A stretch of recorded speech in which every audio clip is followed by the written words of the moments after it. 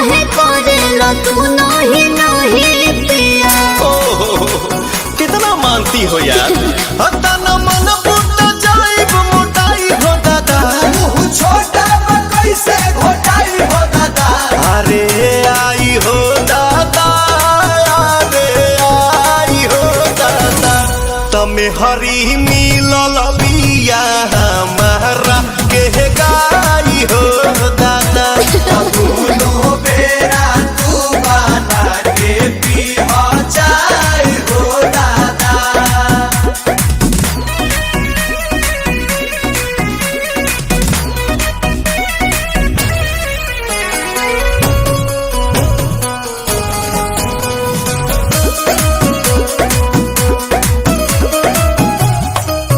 मिलत खीरे बाहो पनीरे बाहो, ऐसन वाइफ से लाइफ अमीरे बाहो। भगवान के लिखल त कदीरे बाहो। बोला बोला का कहीं बोए सयाने आई नमकीन की मिठाइया। थोड़ा चटनी भी तहर चुमा लगेला मिठाई हो दादा। भौजी फेर भइल सब हलवाई हो दादा। अरे आई हो दादा, अरे आई हो दादा, तमे हरी मिलल बिया हमारा के गाई हो दादा।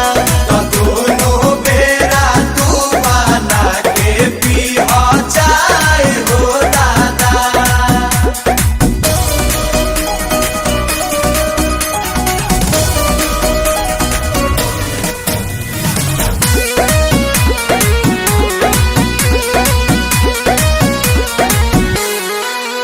मने आंसू के हो प्रियांशु के हो, ई तो जान ही पवन पे आंसू के हो।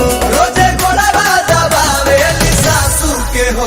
पिया आई था कौन बने रोआ लगाई दी दिल गमकौआ। अच्छा हाजी बेलू मोहरत के दौरत भगाई हो दादा। हर बोलिए लगेला दवाई हो दादा।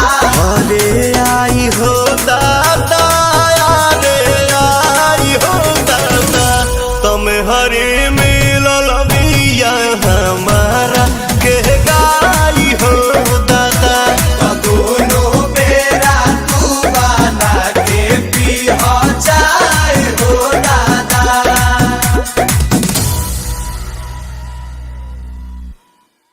अरे आई हो दादा, अरे आई हो दादा, तमे हरी मी